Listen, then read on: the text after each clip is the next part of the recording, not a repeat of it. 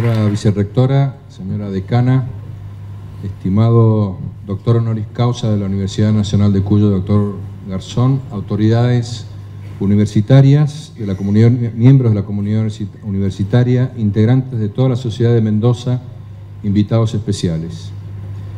Tengo el honor de representar al Consejo Superior de la Universidad Nacional de Cuyo que, por unanimidad, le otorgó la máxima distinción estatutaria en este acto de entrega de la misma.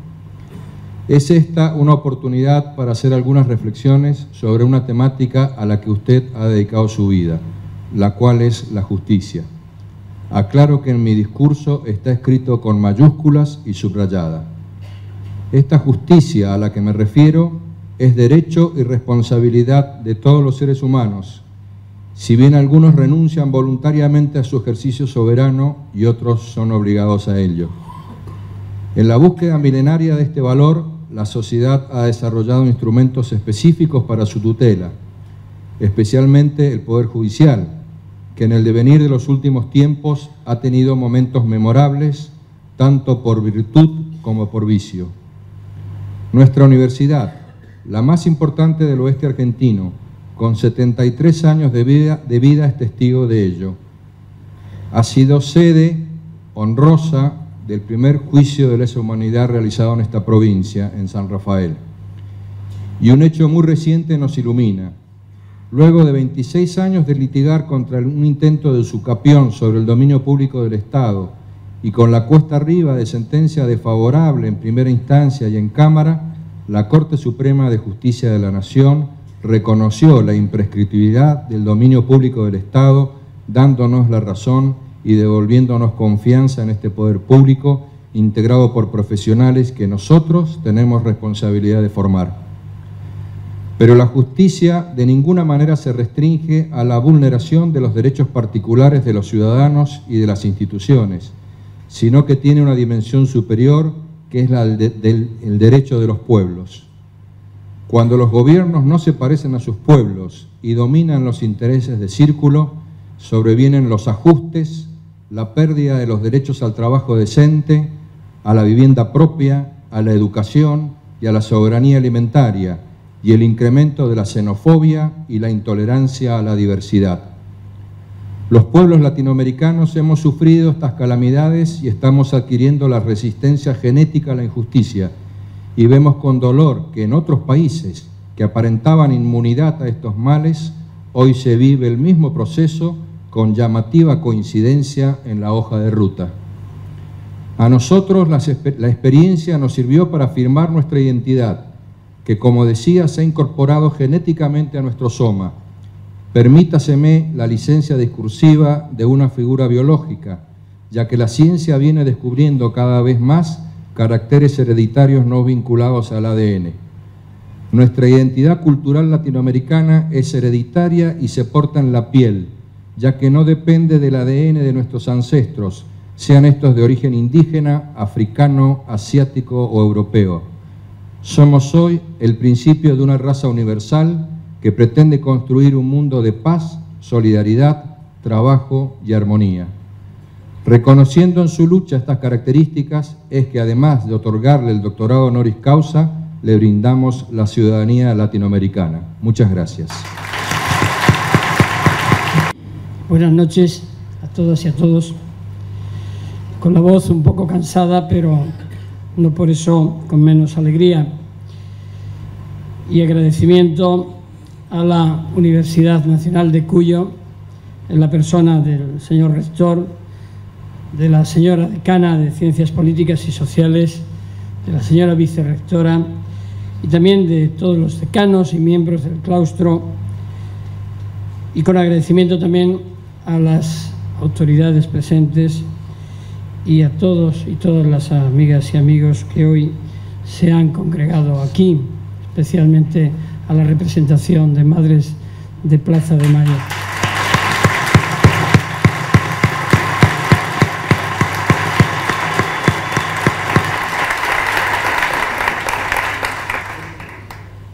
Hoy comparezco aquí ante todos vosotros y vosotras, como dice Antonio Machado, ligero de equipaje, para compartir con todos vosotros y vosotras estos momentos de alegría y para recordar a los que no pueden estar, a los que tienen nombre y apellidos, pero se les ha negado el descanso entre los suyos.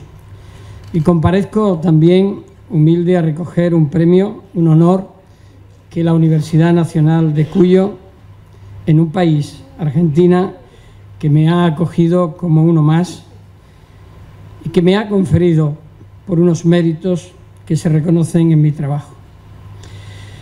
Soy juez, a pesar de las decisiones judiciales injustas que en mi país, España, me impiden ejercer mi profesión de administrar justicia por el momento.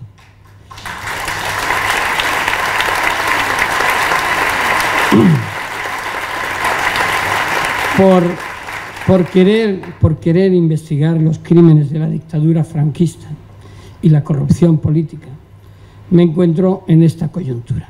Y tengo que decir que no estoy triste. Pero precisamente por ello considero que ahora, más que nunca, debo continuar la lucha en defensa de los mismos valores que siempre han guiado mi vida. Pero de bien nacidos es ser agradecidos, y yo quiero serlo hoy y alabar la valentía de quienes tomaron la decisión de conferirme el grado de doctor honoris causa por la Universidad Nacional de Cuyo.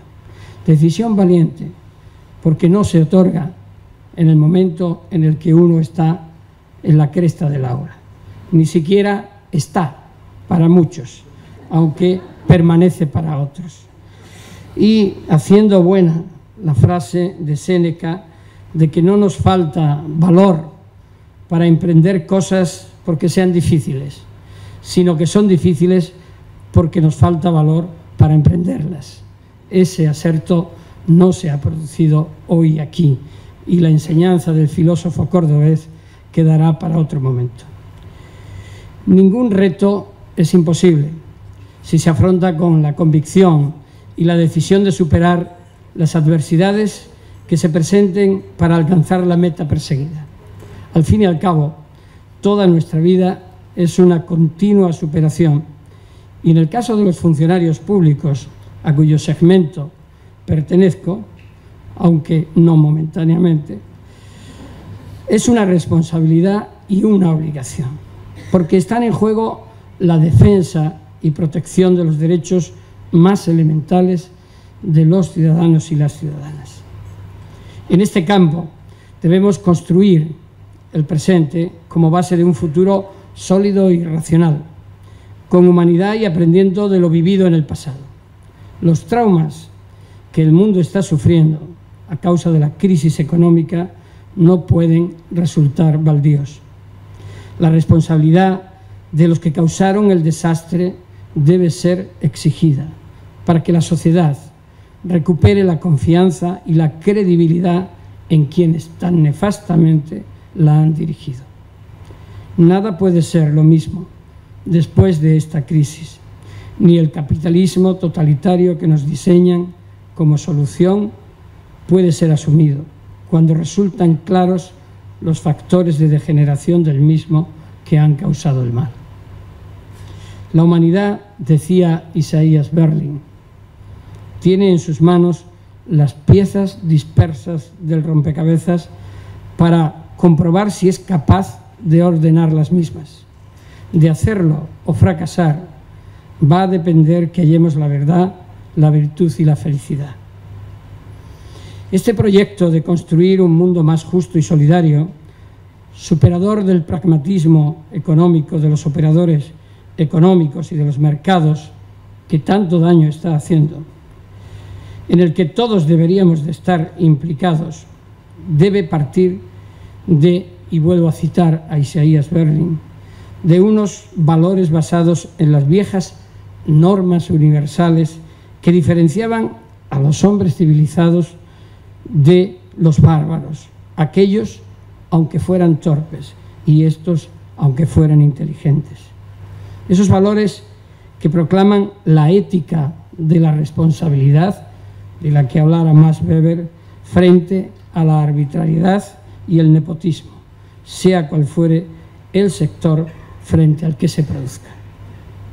Sin embargo, no estoy seguro de que estemos haciendo todo lo necesario para corregir el rumbo que ahora, en forma de crisis económica, antes en forma de terrorismo o de crímenes contra la humanidad y siempre en forma de pobreza, baja educación, falta de justicia o corrupción, el mundo lleva. Es el momento de luchar para conseguir el ideal de felicidad y por reducir las cifras de la desesperanza, la pobreza y la indiferencia. Hemos de extraer lo mejor de cada ser humano porque lo peor se exhibe día a día para vergüenza de todos. Debemos, de una vez, diferenciar la realidad de la apariencia y demostrar que la verdad y la honestidad son posibles y es lo que realiza plenamente al hombre. Debemos conocer el mundo y para ello debemos comprender la inmensa cartografía de sus diferencias. La globalización no puede acabar con las culturas del mundo, solo añadir una más.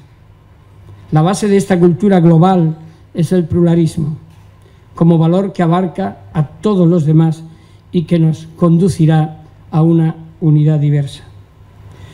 La situación política y económica y de crisis humanitaria que se vive en países como, por citar algunos, Zimbabue, Somalia, Sudán, Congo, Honduras, Palestina, Irak, Afganistán, Pakistán, Filipinas, Myanmar y tantos otros países en los que los dictadores que los gobiernan o los que desde la incompetencia y la corrupción han llevado a estos países y a sus ciudadanos a la ruina psíquica y física es inaceptable e inmoral.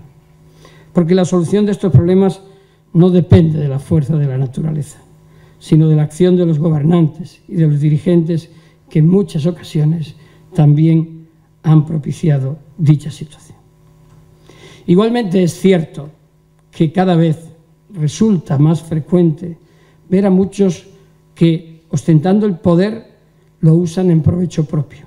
Otros que, sin tener conciencia, se apoderan de las conciencias de las personas a las que manipulan, o los que, teniendo obligación de hacerlo, prometen y no cumplen, o aquellos que por sus acciones y omisiones destruyen la confianza de los ciudadanos en las instituciones, atacando a estas desde la impunidad que les otorga su posición de poder.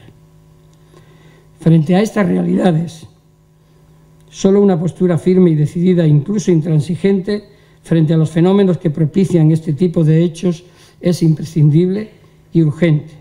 Solo la acción es la alternativa posible.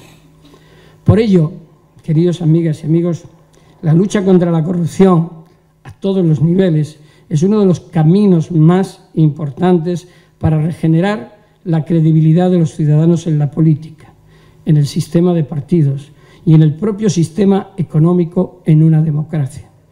La corrupción, si no se combate con la firme decisión de erradicarla, emponzoña todo y constituye el sustrato de la desconfianza de los ciudadanos, el autoritarismo y la impunidad. Los ciudadanos y ciudadanas tienen el deber de ser intransigentes con la corrupción. Los servidores públicos tenemos la obligación de eliminarla y los jueces, la importantísima misión de adelantar la persecución implacable de la misma y transmitir a la sociedad en general que no todo vale y que el sistema judicial puede y debe actuar, sea cual fuere la complejidad del asunto o la importancia del infractor. La ley es igual para todos y nadie está por encima de la misma. La selección de casos atendiendo a la delincuencia menor o siendo complacientes con la mayor degrada el Estado de Derecho. Los jueces, como los políticos y demás servidores públicos, debemos ser el espejo impoluto en el que los ciudadanos se miren y se reconozcan. Desgraciadamente, y con frecuencia, la imagen de ese espejo aparece distorsionada y solo ofrece una representación grotesca de unos y de otros. Todos integramos el Estado y a aquellos que lo representan y dirigen se les debe de exigir prudencia y responsabilidad en sus decisiones y en la forma de transmitirlas.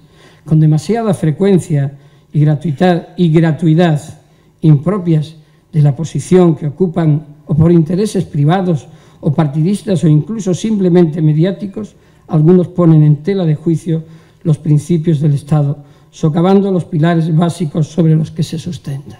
Y lo estamos viendo en demasiados países del mundo. La crítica, como la opinión, deben ser mesuradas y fundadas para que gocen de la credibilidad necesaria y su manifestación prudente cuando afecta a hechos esenciales para la convivencia o a la seguridad de las personas, máxime si existen riesgos graves o inminentes para las mismas. Los servidores públicos deben ser unos profesionales absolutamente comprometidos en la defensa de los derechos humanos, pero no como una mera retórica para afirmarlo en un acto como este, sino día a día, asumiendo el deber de defenderlos o abandonar, en caso contrario, el cargo. La de servidor público no debe ser una profesión cómoda, sino ciertamente comprometida con aquellos que más necesitan su protección. Ciertamente no se trata de ser héroes, sino simplemente de asumir el papel que les corresponde en un Estado de Derecho.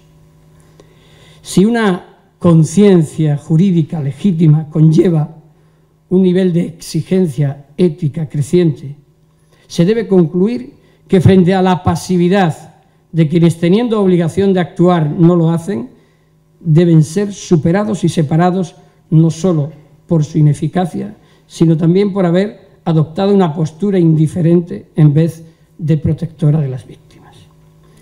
No es ya tiempo de permanecer inermes ante las violaciones persistentes de los derechos humanos. En esta batalla por lo justo y lo ético nos jugamos mucho.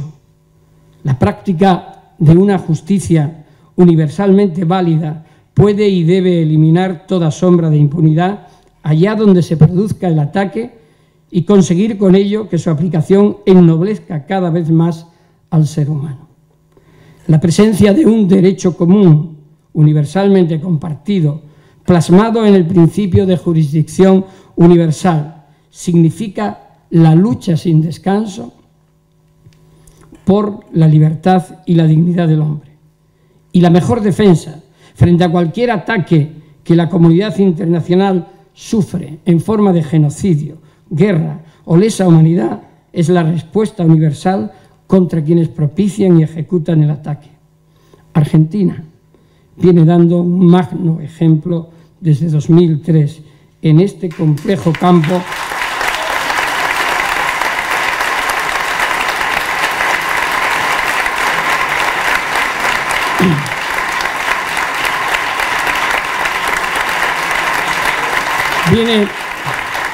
viene dando ejemplo desde 2003 en este complejo campo de la exigencia de justicia a quienes violaron masivamente los derechos de los y las ciudadanos y ciudadanas.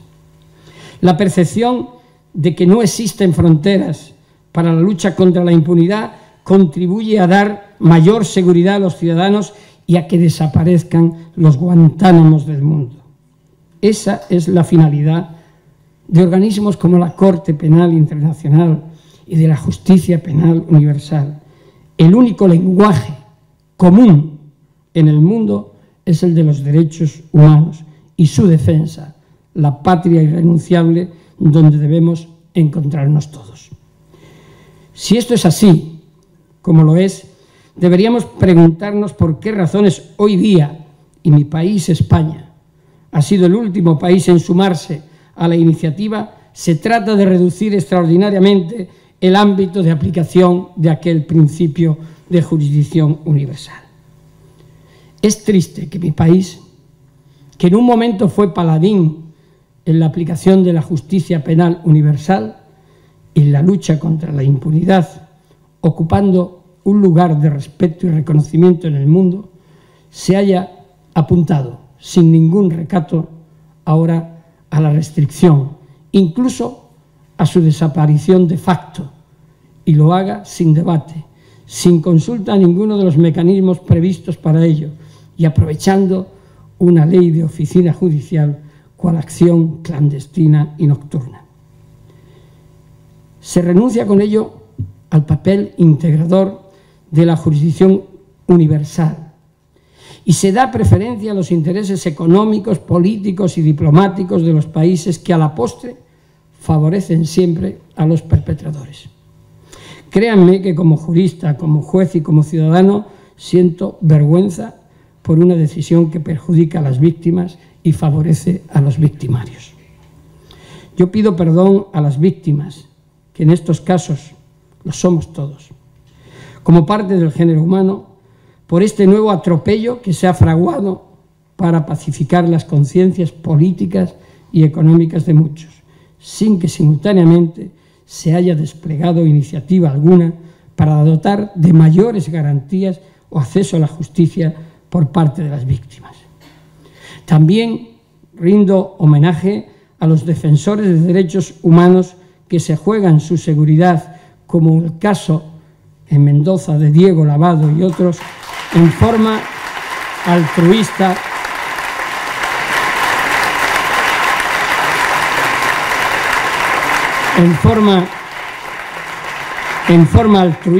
en pro de una justicia verdadera, y exijo como ciudadano del mundo su protección.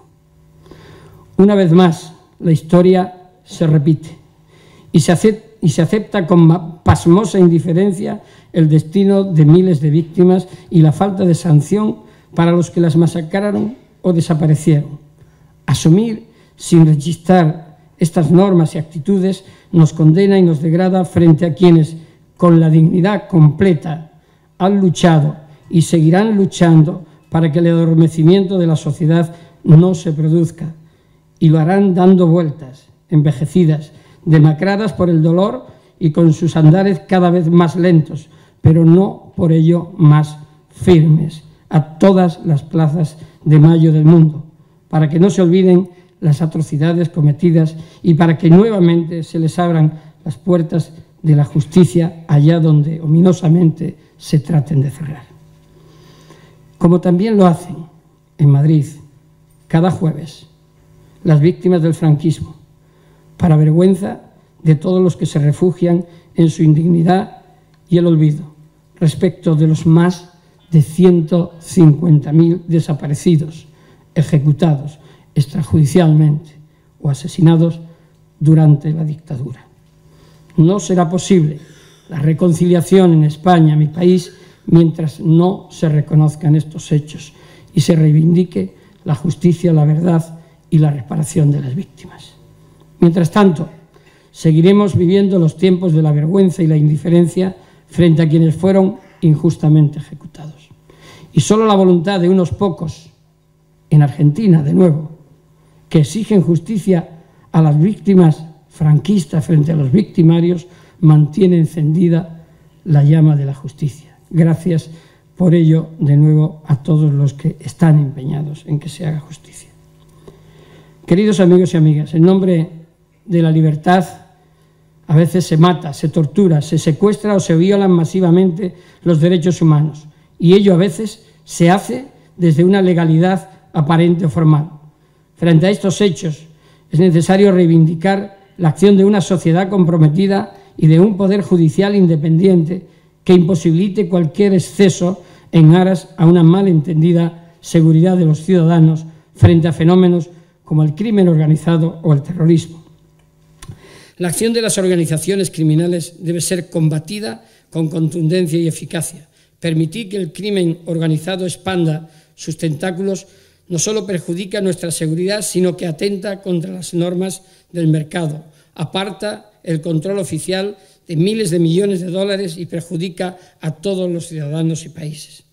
La justificación o la lenidad en la persecución de estas conductas acrecienta el riesgo de penetración delictiva y de corrupción en el sistema por parte de aquellos grupos y personas.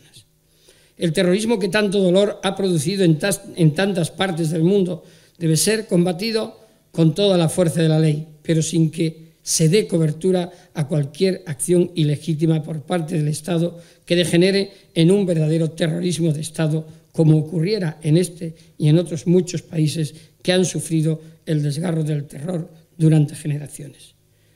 Las conductas transgresoras de esos límites deben de ser perseguidas con toda la fuerza de la ley.